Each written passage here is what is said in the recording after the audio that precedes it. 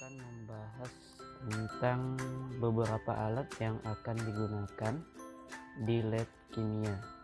Nah, di sini saya akan membahas ada 16 macam alat lab yang biasa digunakan di praktikum kimia.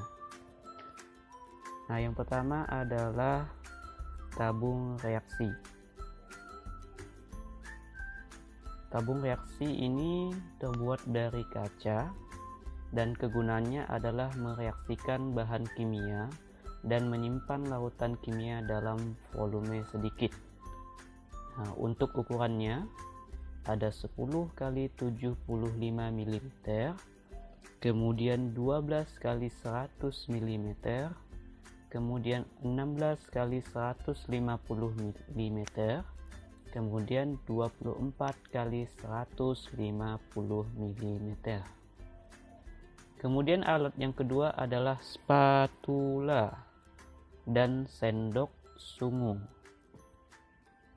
Nah, ini spatula, ini sendok sungu.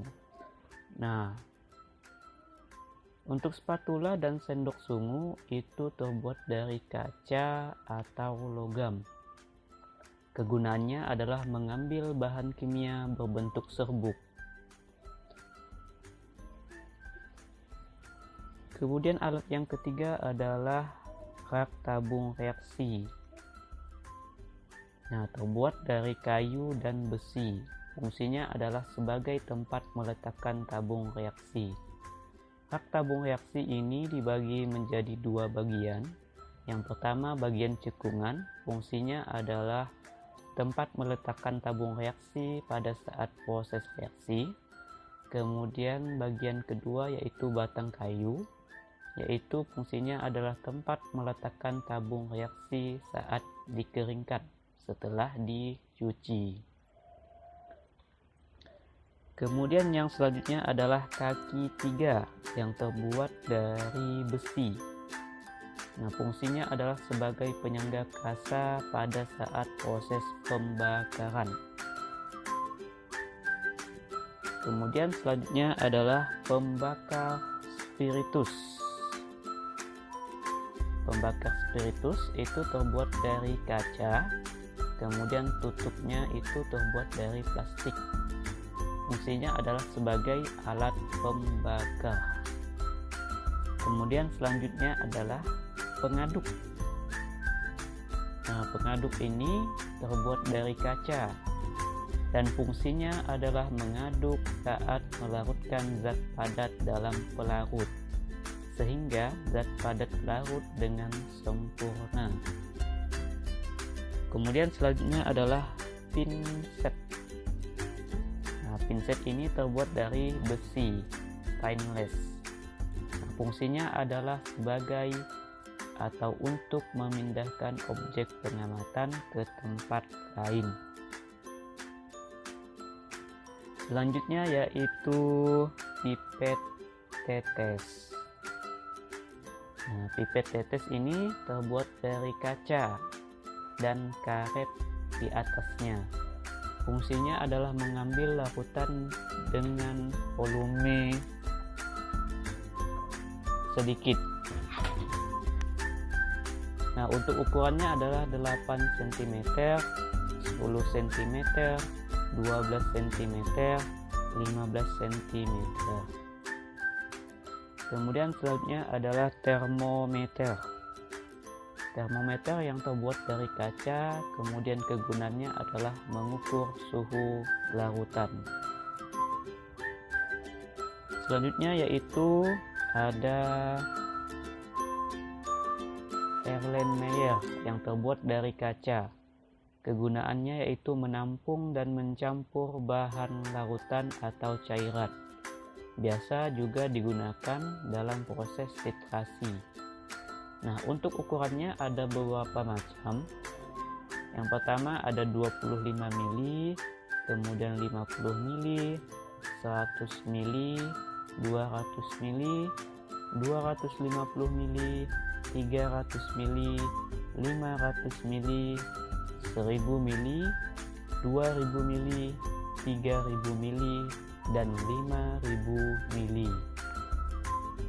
Kemudian alat selanjutnya adalah gelas kimia atau gelas beaker yang terbuat dari kaca.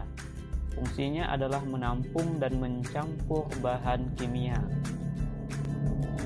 Ada beberapa jenis, yaitu 50 mili, 100 mili, 250 mili, 500 mili, 1000 mili, dan ukuran terakhir yaitu 2000 mili. Kemudian selanjutnya adalah gelas ukur. Gelas ukur terbuat dari kaca dan fungsinya adalah mengukur volume larutan. Nah, untuk ukurannya ada 10 mili, 20 mili, 50 mili, 100 mili, 250 mili, 500 mili, dan 1000 mili. Kemudian ada mortar dan alu. Nah, terbuat dari porselin. Fungsinya adalah menggerus dan menghaluskan bahan kimia padat. Nah, untuk ukurannya ada beberapa jenis. Yang pertama ada yang berdiameter 6 cm, kemudian 8 cm, 10 cm, 13 cm, dan 16 cm. Kemudian alat selanjutnya yaitu penjepit tabung yang terbuat dari kayu dan kawat. Fungsinya adalah memegang tabung reaksi ketika dipanaskan. Selanjutnya ada plat tetes. Nah, yang terbuat dari porselin. Nah, kegunaannya yaitu tempat larutan pada uji asam dan basa. Kemudian yang terakhir yaitu ada botol semprot yang terbuat dari plastik. Nah, kegunaannya ada beberapa macam. Yang pertama, tempat untuk menyimpan larutan atau zat cair. Kemudian untuk mencuci, menyemprot, dan menambah aquades dalam jumlah sedikit.